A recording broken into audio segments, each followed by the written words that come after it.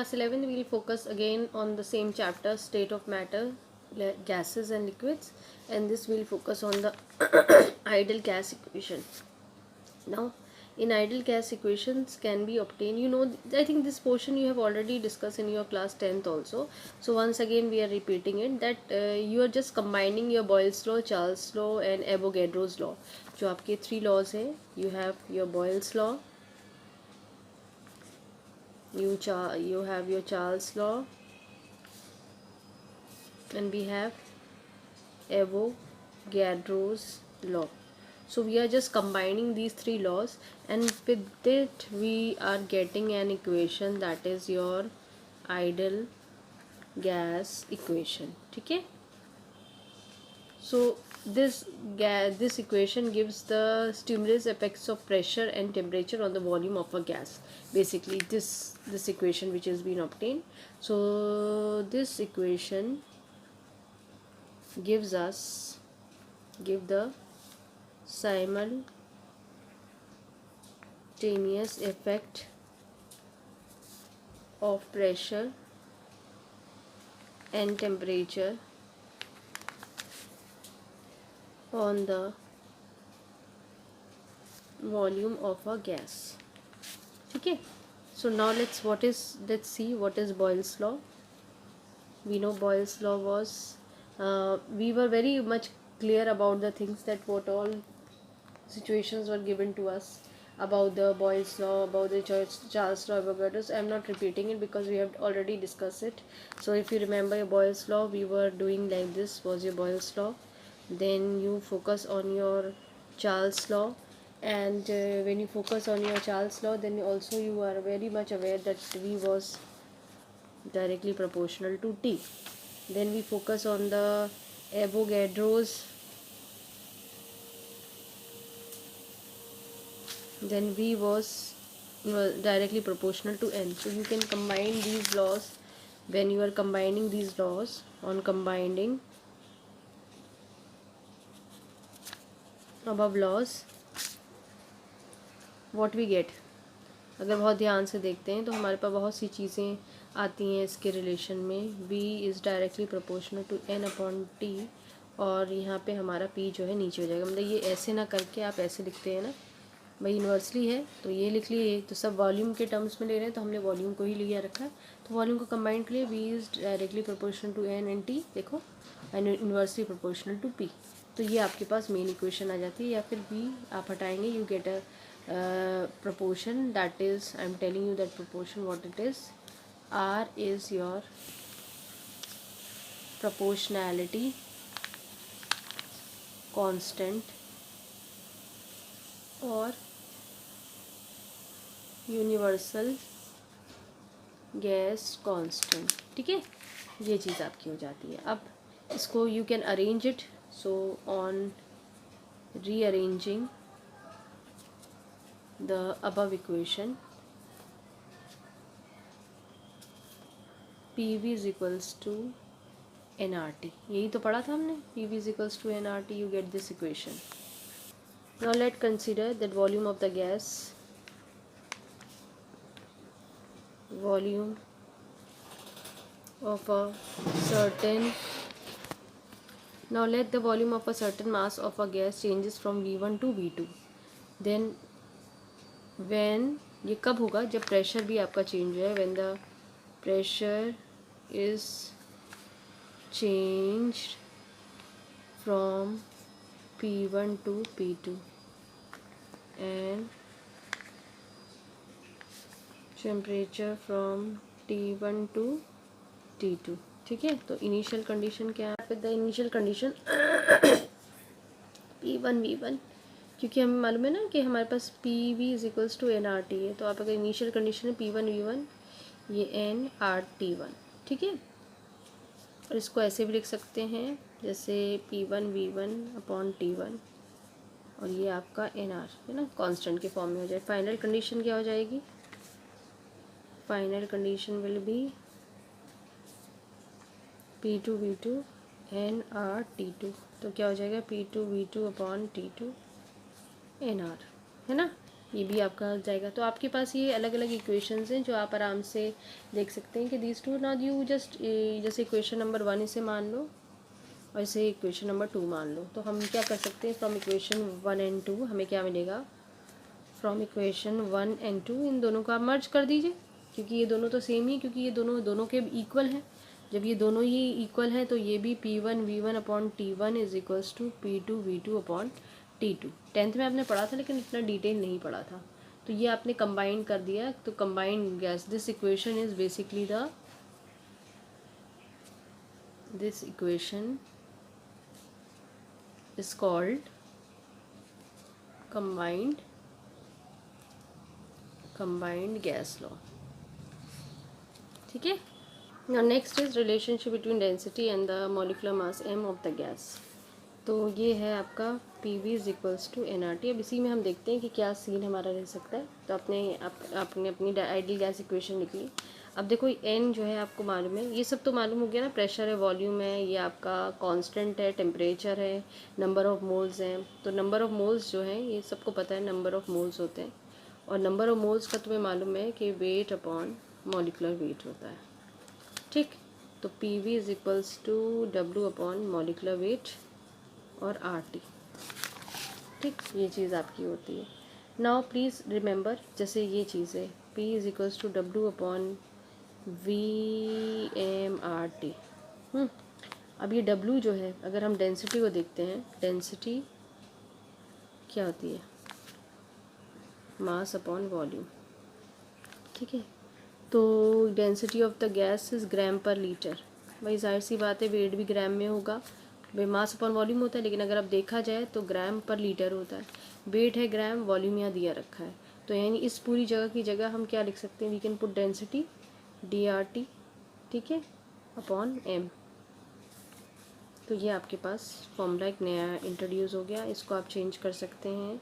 जैसे initial final condition में P1 आपका V1 T1 is equals to P2 D2 T2। ठीक है, क्योंकि देखो R कांस्टेंट है, M भी आप अगर सिमिलर तरीके से इन दोनों को अगर आप मान लें, जैसे अब इक्वेशन, ये जो इक्वेशन पता है कब आएगी, ये कोई अब तुम कहोगे मैम ने तो जल्दी जल्दी लिख दिया। जब आपका जो R है और आपका M है, ये दोनों जो हैं वो कांस्टेंट आप रखेंगे। मतलब कांस्टेंट आप समझ रहे हैं ना, कि इन दोनों पे कोई नहीं कि M1 R1, ये तो कांस्टेंट है ही। और M को भी आप मॉलिकुलर वेट को भी कांस्टेंट रखिए, क्योंकि भाई मॉलिकुलर वेट हमने क्यों कांस्टेंट रखा हुआ है, क्योंकि कॉमन सेंस यार, जो आपका जो भी आपने गैस यूज़ करी रखी है और उस थ्रू आउट द कोर्स कहीं पे कुछ रहे, उसका मॉलिकुलर वेट तो सेम ही रहना, वो थोड़ी चेंज हो जाएगा, चाहे वो इनिशियल स्टेट पे रहे या फाइनल स्टेट पे रहे। तो इसीलिए कांस्टेंट है, और R तो है ही कांस्टेंट, तो इसीलिए आपको कोई इश्यूज़ नहीं है। तो आप इसको, इस इक्वेशन को आप जब इसको कांस्टेंट रख लेंगे, इसको कांस्टेंट रख लेंगे, तो आपको खुद मालूम है कि आपका P1 जैसे क्या हो जाएगा, आपको मालूम है P1 अगर कांस्टेंट है तो ये हो जाएगा P1, और ये D1 T1 होगा। ऐसे P2 क्या होगा आपका, D2 T2 हो जाएगा, है ना, क्योंकि ये इक्वल टू कांस्टेंट है। आपका ये क्या चल रहा है, आपकी कांस्टेंट की वैल्यू चलिए आएंगी, अभी देखो कैसे आएंगी। इसको यहाँ ना लिख के अगर आप ऐसे करो, P1 D1 T1 है तो ये equal to constant, P2 D2 T2 is equals to constant. ठीक है, तो ये इसीलिए हमने इस चीज़ों को, क्योंकि यहाँ अपॉन में चला जाएगा, ये भी अपॉन में चला जाएगा। तो आपको क्लियर हो रही है बातें, क्लियर है। तो इसमें आई डोंट थिंक सो कि it's a big issues of it, तो how you are getting it, तो this thing is clear to you. There are different values of R, you can see, but the value, remember the value will be given to you in the question paper, तो see the values and then only you write। most probably ये वाली values आपको given होती है, कि ये और ये, बाकी कोई values नहीं होती हैं। तो आप इसको 8.314, वैसे ज़्यादातर हम ATM में ही यूज़ करते हैं, तो यही वाली वैल्यूज़ हम ज़्यादातर पुट करवाते हैं बच्चों से। तो नहीं भी हो तो ये याद कर लेना, थोड़ा यूनिट्स देख लेना क्या है, बाकी इट्स नॉट रिक्वायर्ड। बट ये याद रखना, ये R की वैल्यू हम कब यूज़ करते हैं वाली, जब आप लीटर की वैल्यू, ये जब वॉल्यूम लीटर में होगा तब R की वैल्यू होगी। ठीक है, तो आप देख सकते हैं जब वॉल्यूम लीटर पे होता है, प्रेशर किस में होता है, तो R की वैल्यू आप क्या यूज़ करते हैं। तो ये एक आपको एक बहुत अच्छा हैंड है, जो जनरली बुक्स में हमें नहीं मिलता है, कि हम कब क्या यूज़ करते हैं, R की वैल्यू हम कब लगाएंगे, ये वाली जब वॉल्यूम लीटर्स में होगा, प्रेशर ATM में होगा, और यूनिट्स ये चलेंगी। ठीक है, तो मोस्ट प्रॉब्ली एक तो ये वाली हमारी रहती है 1.987 वाली, और एक ये रहता है हमारा, एक ये भी रहता है, ठीक है, मोस्टली हम ये और ये बेसिकली तो ज़्यादातर बच्चे इसी वैल्यू को यूज़ करके करते हैं. तो I think this is clear to you. Now let's come to this thing, Dalton's law of partial pressure. This is also there. Basically Dalton ने एक बात कही, जैसे कोई भी सिस्टम है आपके पास, I am just making a diagram for it. Now try to understand this thing, this law. इसमें पार्शियल प्रेशर का टर्म है, लेकिन हम इसको, मैंने एक सिस्टम बनाया. सपोज करो एक सिस्टम है, कोई भी, जैसे कोई क्लोज कंटेनर है, तो एक सिस्टम हुआ, उसके अंदर गैसेस भरी हुई हैं. ठीक है, अब मैं चाहती हूँ कि I want to calculate the, भाई जाहिर सी बात है ना, इस सिस्टम का अपना प्रेशर हो. ज़रूरी तो नहीं है, एक हमने कहा ऑक्सीजन भरी है, लेकिन खासतौर ऑक्सीजन तो नहीं भरी, और भी गैस इसमें भरी होंगी. तो जो अगर तुम्हें इस पूरे सिस्टम का टोटल प्रेशर निकालना है, अगर तुम चाहते हो कि तुम इसका टोटल प्रेशर निकालो पूरे सिस्टम का, यानी जो गैसेस अंदर है उन सब का प्रेशर तुम्हें, यानी अगर तुम सबके प्रेशरों को टोटल अप कर लो, तो तुम्हारा टोटल प्रेशर, अभी कौन से प्रेशर होंगे क्या, क्योंकि यहाँ इंडिविजुअल प्रेशर तो लगेगा, यहाँ एक गैस तो भरी नहीं है, क्योंकि ये एक कंटेनर है जिसके अंदर भाई ऑलरेडी रूम भी होगा, तो उसके अंदर पहले से ही कुछ ना कुछ गैस भरी होगी, या कोई कंटेनर उसमें गैस होगी. तो अब क्या होगा कि जो अगर आपको पूरे सिस्टम की प्रेशर निकालना है, total pressure of the system, then you have to remember that इसके अंदर जितने भी कंपोनेंट होंगे, सपोज पर एक मिक्सचर है, उसके अंदर 4 तरह की गैसेज हैं या 5 तरह की गैसेज हैं, तो उन सब के प्रेशरों को तुम ऐड कर दोगे, तो वहाँ पूरा प्रेशर तो नहीं लग रहा ना. ये गैस खाली ए से तो नहीं भरी हुई है कंटेनर, इसमें ए भी है, बी भी है, सी भी है, डी भी है, तो सबका ही प्रेशर कंट्रीब्यूट करेगा टोटल प्रेशर. सिस्टम का प्रेशर तो इन सब का एडिशन हो जाएगा. तो यानी जैसे टोटल प्रेशर ऑफ ए, ये sorry, pressure of A, pressure of B, pressure से, अब ये pressure complete pressure of A नहीं होगा, क्योंकि यहाँ पूरा ए नहीं भरा हुआ है, यहाँ ए भी भरा हुआ है, कुछ बी भी भरा है, तो ए के वजह से ही प्रेशर एग्जर्ट कर रहा है, बी के वजह से भी एग्जर्ट कर रहा है, सी के वजह से भी. तो उस कंडीशन में ये प्रेशर ऑफ ए नहीं कहते, इसको हम कहते हैं पार्शियल प्रेशर वर्ड कहेंगे. ठीक है, partial pressure of A, partial pressure of B, partial pressure of C, so on. तो अब हमारे पास जो, अगर हम देखते हैं तो पार्शियल, इसमें जितनी भी गैसेस हैं, ए बी सी मैंने लिया, आप डी ई एफ कुछ भी ले सकते हैं, चाहे एलिमेंट हो या कोई कंपाउंड हो, तो उन सब का मतलब प्रेशर लग रहा होगा, वो पार्शियल प्रेशर आप लोगे. ठीक है, तो उस सब्सटेंस के वजह से इंडिविजुअल, जैसे इसका लोन प्रेशर जो लगा उसको हम क्या कह दिए, partial pressure of A, B का लोन लगा partial pressure of B, C का लोन लगा, और टोटल सिस्टम का हो जाएगा, इन सब के प्रेशर जुड़ के total pressure of the system हो जाएगा. Are you getting my point this way. यानी अगर आपको टोटल निकालना है तो आपको क्या कर देना है, partial pressure of A plus partial pressure of B plus partial pressure of C and so on, जितना आप चले जाओ. ठीक है, अब यहाँ ए बी सी डी में लिख दो या 1 2 3 4 पे लिख दो, ये तुम्हारी चॉइस है. तो ये चीज़ क्या हो जाएगी, total pressure of the mixture. भाई कंटेनर है उसमें, और ये क्या हो जाएगा, partial pressure of A, partial pressure of B, partial pressure of C, यानी partial pressure of the components. ठीक है, क्योंकि कॉम्पोनेंट्स ही तो है इस कंटेनर में, ए बी सी सब कॉम्पोनेंट्स हुए, तो ये थोड़ा ध्यान रखना है. इसको हम लिख देते हैं. Let's start writing what you will write. अगर डाल्टन प्रेशर, डाल्टन लॉ होता है, तो डाल्टन्स लॉ स्टेट्स. अब ये मत सोचना कि हमने तो डाल्टन में पढ़ा था the matter can not be created not be destroy, वो वाली बातें हम करें, नहीं, वो अलग है. डाल्टन वही साइंटिस्ट से कई डिस्कवरीज करते हैं, तो ये इनने अलग करा था. तो Dalton's law state that the total pressure of a gas in a system is the sum of the partial pressure of each component gas. ठीक है, और द पार्शियल, ये अगर आता है तो यही लिखना, the partial pressure of a specific gaseous element or compound is defined as the pressure due to that substance alone. ठीक है, अब हम इसको मैथमेटिकली भी यूज़ कर सकते हैं. P P1 plus P2 plus P3 and so on. ठीक है, तो इसमें कोई क्लियर तो नहीं है, ये टोटल प्रेशर है आपका, आप लिख सकते हैं इसको total pressure of the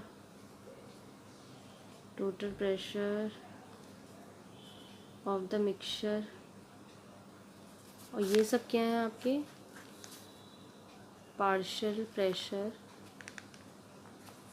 of components. ठीक है, तो ये अब पार्शियल प्रेशर में कुछ और चीज़ें भी देख लो क्योंकि इम्पॉर्टेंट होता है। पार्शियल प्रेशर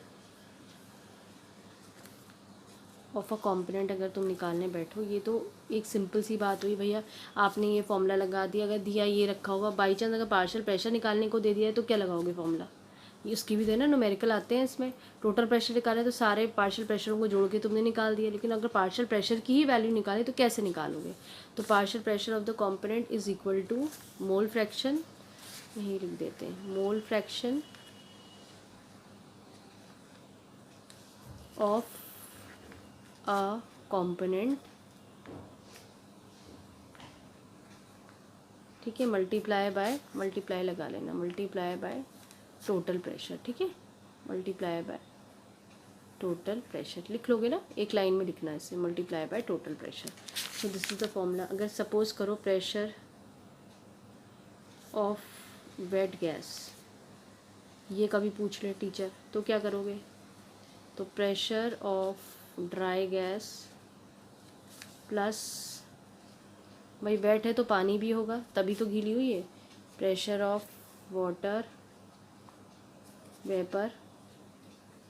ठीक है, या ऐसा भी कह सकते हो aqueous tension.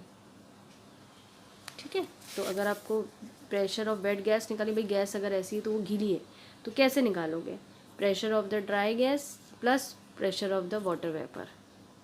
Now let's come to this part. 3.05 ml of phosphorus vapor, weight 0.0625 grams at 546 degree centigrade and 1 bar pressure.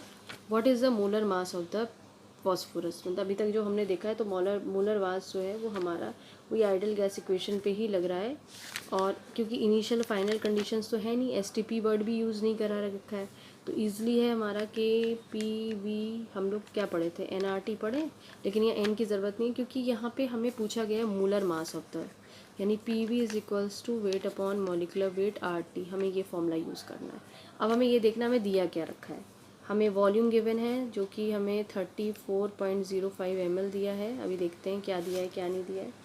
ठीक है, अब हमें जो चीज़ें दी रखी हैं वो हमें प्रेशर दिया है, प्रेशर हमें 1 बार दिया है।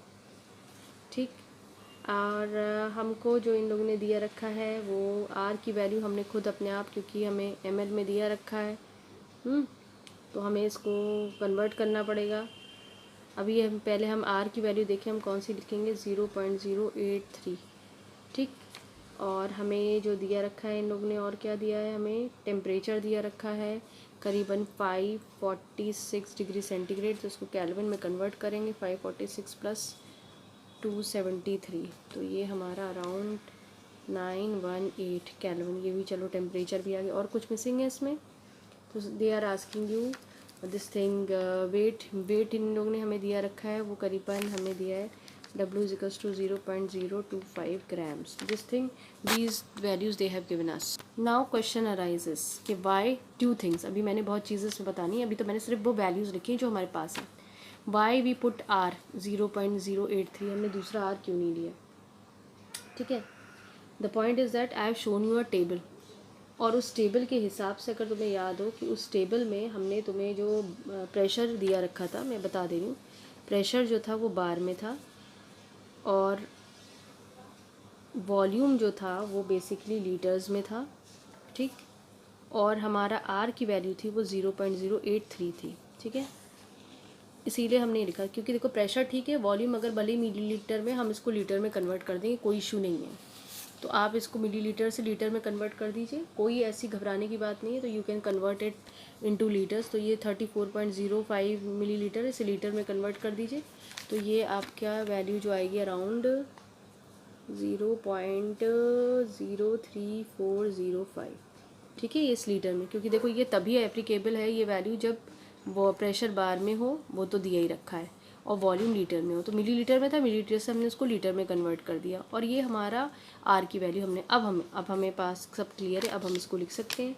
तो वॉल्यूम हमारा सॉरी प्रेशर हमारा 1 बार था, वॉल्यूम हमारा 0.03405 है, वेट हमारा 0.0625 है, आर की वैल्यू 0.083 है, टेम्परेचर हमारा 819 है, और एम आपको निकालना है। तो calculator is there with you, calculator से निकाल लेना 124.77 AMU। ठीक है, तो समझ में आया क्यों लिया हमने ये सब। ये चीज़ ध्यान रखना बेटा, क्योंकि तुम तो डायरेक्ट लगाते चलोगे, लेकिन तुम्हें पता चलेगा कब क्या है। हो सकता है कि ये वैल्यू आर की दी हो सकता है नहीं दी हो, कि क्वेश्चन पेपर में सारी वैल्यूज़ दी हो, तो तुम्हें चूज़ करना पड़ेगा कि तुम कौन सी चूज़ करोगे। I think it is clear to you. Now let's do this numerical. At 0 degree centigrade, the density of a certain oxide of a gas at 2 bar is same as that of dinitrogen at 5 bar. What is the molecular mass of the oxide? तो अब हमें क्या क्या दिया रखा है, पहले हमें ये देखना, बात की बात है कि हम दूसरी चीज़ें देखेंगे। पहले हमें ये चीज़ सोचनी है कि यहाँ पे आपको टेम्परेचर दिया रखा है, प्रेशर दिए रखे हैं आपको दोनों, और मॉलिकुलर मास आपको निकालना है। ठीक है, तो और डेंसिटी भी वर्ड का इस्तेमाल हुआ है, density of this particular oxide is also being showing you, density is also there, और पूरा throughout that is same. तो आप ये ना करें कि आप कुछ भी लगा दें, क्योंकि यहाँ डेंसिटी वर्ड आ गया, पूरे रिएक्शन का इनिशियल फाइनल स्टेट में डेंसिटी सेम है, यानी आपका जो फॉर्मूला अप्लाइड होगा यहाँ पे वो डेंसिटी वाला होगा, D=mP/RT। ठीक है, ये आपका है। अब देखो, through out the course of the reaction जो आपका ध्यान देना है, टेम्परेचर एट 0 डिग्री, टेम्परेचर भी सेम चल रहा है और डेंसिटी भी सेम चल रही है आपकी। ठीक है, डेंसिटी जो है और टेम्परेचर दोनों सेम है, और आर क्योंकि एक ही ऑक्साइड ही चल रहा है, ठीक है, तो वो भी आपका क्या है, सेम चल रहा है। तो आर टी और आपका डी ये सेम चल रहा है, मतलब if you see as from the question D, you have this thing R and T are same question paper के हिसाब से या क्वेश्चन के हिसाब से। तो आपके पास ये है कि अब हम कर सकते हैं कि ये इक्वेशन जो है M1 P1 is equals to M2 P2 initial final state कर सकते हैं। अब पहले तो हमें ये देखना चाहिए हमें क्या दिया रखा है क्या नहीं दिया रखा है। अब बहुत ध्यान से देखो कि यहाँ पे जो P1 आपको दिया रखा है वो आपको कितना दिया रखा है, P1 कहाँ गया, 2 बार। ठीक है, 2 बार दिया रखा है। P2 जो है वो आपको 5 बार दिया रखा है। अब what is the molecular mass of the oxide, है ना, तो आपको जो M1 दिया रखा है वो आपका मिसिंग है, और M2 की वैल्यू जो है वो आपको 28 दी रखी है। अब आप वैल्यू पुट कर सकते हैं, M1 into 2 is equals to 28 into 5। तो M1 की वैल्यू आप जब कैलकुलेट करोगे इट विल बी 70। ठीक है, 70 म्यू आपकी निकल आएगी। ठीक, so I think this is clear to you that how come it is been there. अब नाउ तुम थोड़ा सा देखो, ये तुम सोचोगे मैम ने 28 कहाँ से लिख दिया, है ना। देखो 28 यहाँ से लिख दिया, डाई नाइट्रोजन दिया रखा। डाई नाइट्रोजन क्या होता है, N2 होता है। 14 इंटू 2 कितना होता है, 28। तो इसीलिए हमने यहाँ 28 लिखा है। ठीक है, तो थोड़ा प्लीज़ परेशान ना हो ना कि मैम ने 28 कहाँ से लिख दिया है। 28 यहाँ से लिखा है क्योंकि डाई नाइट्रोजन हमें दिया रखा है।